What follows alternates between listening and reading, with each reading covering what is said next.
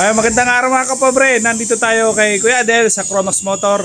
Ang ating address ay Malagasang 1A, Imos, Cavite, Pedro Reyes Street. Ang topic natin mga kapobre, yung presyo ng mga parts ng owner type Jeep. Andito si Kuya Adel para magbigay ng presyo. Okay, ito ay dokumento sa presyo.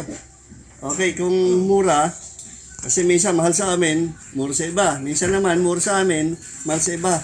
Hindi pare-pareho. At saka nagtataas ang presyohan pag sinabing straight na 304, yung original na stainless. Yun. Okay. Unahin natin halimbawa sa owner type Jeep. Pagka ganyan sasakyan, yung ganyang pinto, ayan, ganyang pinto, ayan. Ang stainless natin yan ay nasa 5K. Kompleto na yun. Nailak na siya, kasama ng mga hood inches. Isang pares na yun. 5K stainless ha. Tapos, yung flaring natin pinatawag. Okay, ang flaring natin ay 4.5. Pag sinabi flaring, yung sa harapan yun. Kabilaan. Kabilaan yun. Pero pag isama likod, nasa mga 7K yan. 7K. Oo, nung araw 3.5 lang yan. Panahon pa ni Kwan yun, 90s pa yun. Siyempre, tumaas ni panahon eh. Tumataas. Habang tumatagal, tumataas ang presyo. Bago sa ating bumper, yung ordinary bumper natin, merong bumper na tinaka-bumper sa harap, yung 7 inches by 48. Tapos tinakpan natin yung ibabaw, nasa 5K yun, bumper. Okay, ang windshield natin, halimbawa, baggy. Baggy siya. Gagawin natin box type, i-convert. Kasi yung ibang nagbabaisel, ganyan ang ginagawang diskarte. Para mura, maliit ang puhunan nila. Kasi kung bibili ka ng bago, masyadong mahal, kung di ako nagkakamali, nasa 10K yan eh. More or less yun, nasa 10K eh. Kung bibili mo, mahihirapang i-market. Kaya hanggat maaari, ginagawa namin ng paraan para hindi lumubo yung presyo. Kasi pagka masyadong mataas, hindi ma-afford ng buyer. Ayan. Medyo konting depression lang naman eh. Pag bago, natural, bago lahat yan. Pero pagka ni-repair mo, konting-konti lang ang depression yan. Okay. Ang ating top load. Ang top load natin, dati, hindi ko pa siya alam kung presyong bilihan ngayon yun eh. Nung araw, ang bili ko niyan 2.5, hindi pa kasama yung pagkakabit sa unit. Ayan. 2.5 lang bili ko ng araw dyan. Ngayon hindi ko alam eh, kasi hindi na ako bumibili niyan. Ang bumibili na lang ako sa online. Tapos pag ipinakabit mo, bukod pa yung presyo nun. Kasi 2.5 plus ibabayad mo sa talyer ng pagpapakabit ng mga paa. Tapos bubutasan niya, siguro mga 1.5. Yun. Wala akong idea kung magkano yung ganyang bago. Yung swing type natin. Yung swing type sa tailgate sa likod. Ang ating tailgate sa likod, yung pinaka-tailgate lang, hindi kasama yung tire carrier. Yung mismong tailgate sa likod na yan, nasa 2.5. Tire carrier. Yung tire carrier, 2.5 ang bilihan nun. Pag bumili ka sa online ng 2.5, hindi ko alam kung may 2.5 pa kasi medyo taghirap ngayon eh. Kasi nagkakaubusan. Dashboard, magkano? Ang dashboard natin, nasa 3.5 yung labangan natin na tinatawag. Pero pagka ginaya mo yung Kia, yung medyo maate, medyo mataas yun, nasa 7 na yun. 7. Console box, magkano? Yung console box, yung may sa cambio, lalagyan mo ng stainless yan. Nung araw, nasa 3.5 lang ko ako nun, nasa 4.5 na.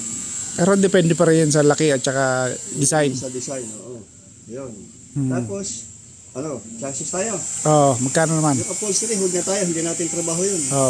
Okay, dito tayo sa chassis. Ito, pag bumili ka sa gawaan nito, nasa 20 plus ito eh. Kasi yung huling binili ko, nasa pumapatak na 27 yata yun, pag mahaba. Kaya yung sinasabi mo may papel. Oo, may papel na kasama yun, galing ng, kasi accredited sila ng LTO. Pagka kasi bumili ka ng bago, may kasamang papel yan, chassis number. Ang nabibigay ng number niyan, LTO. Merong certification niyan galing. Para bang pinaka-rehisto niya, parang ORCR ng sila. Ganon.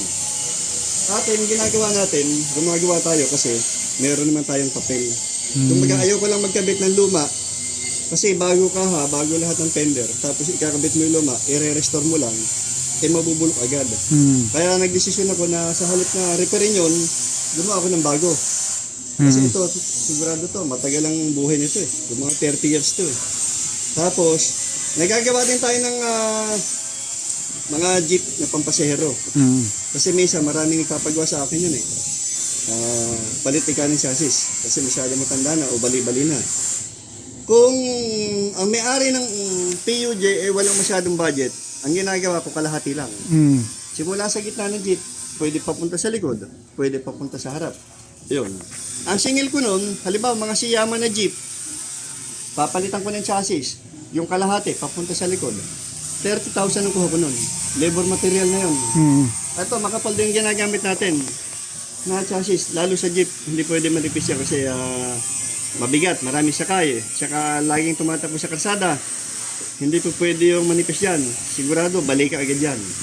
Kaya pag jeep, medyo mas makapal, ginagamit natin. Okay. Dito naman tayo sa presyo ng kaha. Ang kaha, hindi ako, nandun ang presyo ko ng kaha, hindi ko maibigay ang kaha ngayon, presyo. Mag-message na lang. Oo, lalo kasi to, lalo pagka mga, ito kasi makapal eh, pasadya kaha natin eh, 1.8 ang siding nito eh. Medyo mataas ang presyo niyan. Ang isang plancha pa lang yan, nasa 7K na. 7K. Yan, oo. Oo. Isang plancha pa lang yan. Kailan ang ginamit dyan? Uubos tayo ng 4 at kalahati. 4 Kasama kalahati. mga fender, 5 at kalahati. Hindi pa kasama hood. 5 kalahati. Marami din ano. Hindi pa kasama hood. Labor pa. Times 7K. Babapingin pa. Kaya medyo mataas ang halaga niyan. At least bago naman. Bago. Oo. Okay. Medyo mahaba pagsasamahan pag bago eh. Yan. Okay. Oo. Ano pa i-detalye natin sa ating mga Tambucho na ano.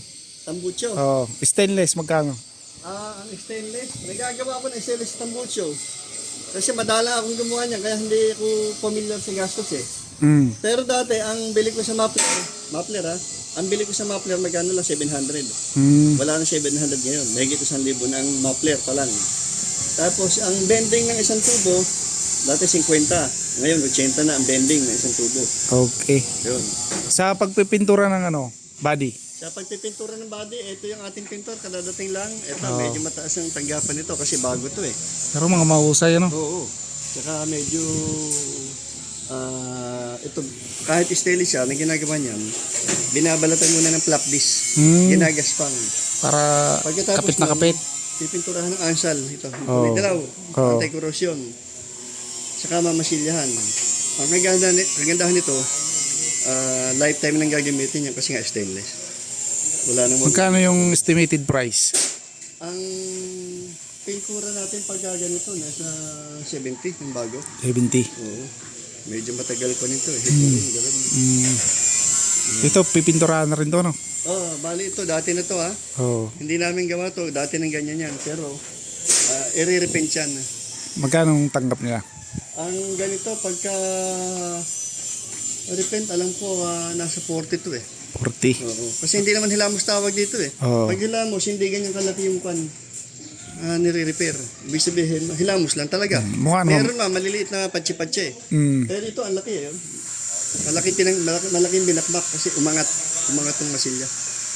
Ay, luma na kasi ito. Hindi, ito eh bago to. Ang problema mo, napa-stock. Stock. Tapos yung unang nagpintura, Mali. yung preparasyon niya, medyo siguro, basa pa yung primer, nagmamasil agad. Kaya ang nangyari sa pintura, umaalsa. Kalsado. Umaalsa. Okay. Ayun na muna ang update natin. Meron ka pa itadagdag?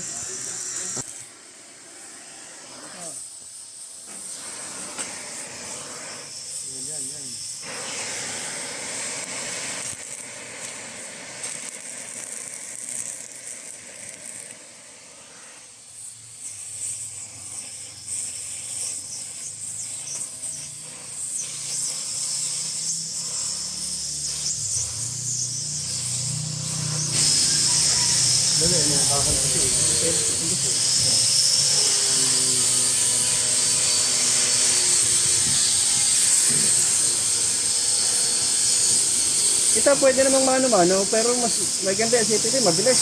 Oo. Yan, sabayan mo. Yun!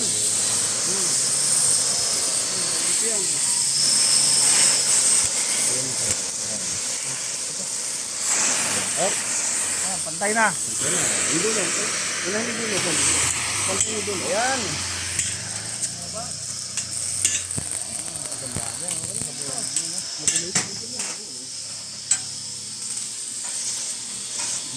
Bagong badaan. Ano naman ito ha? Okay.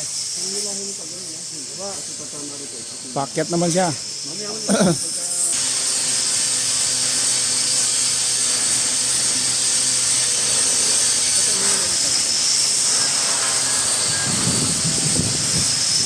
Ganda talaga ng asitili, no? Oo. Buto nga ng tao, tingin ko na. Ayun ba yung pantunaw? Hindi, pagka nag-limit, matitira mo ito, ginigiling. Wow. Tama-tama, ito yung background natin habang nagsasalita ka. Sabi mo, kung sumusunod na, baka bilo ko yung welding pants lang. Maraming interesado sa ano eh, palit chassis. Maraming, oo. Yung malamit lang ako sa ano. Parang sa jeep. Oh. Sa jeep, madami yan. Marami yan kasi marami ng luma. Yung mga sunod yung welding natin, ano?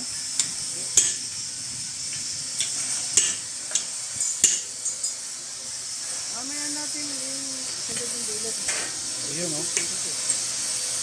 Ayun, perfect na. Adictum yan. Okay pa. Oh, ano? Yun lang. Sige pa, konti pa. Konti pa. Hop. Perfect na. Ayos. I-welding mo muna. Kasi, ipantay mo muna bago i-welding.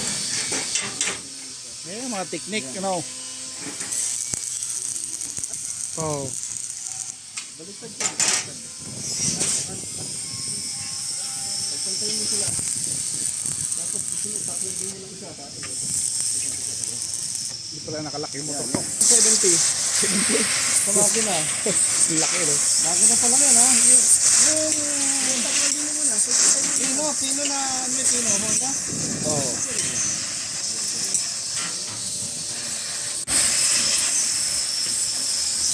Ibabaw, pantay ibabaw.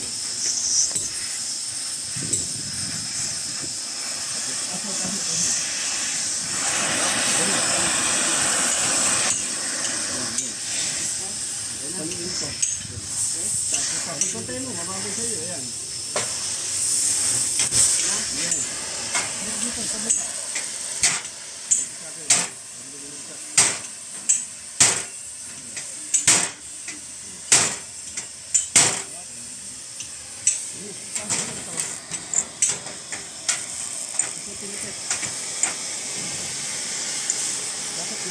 Okay na. Okay, may trabaho ako.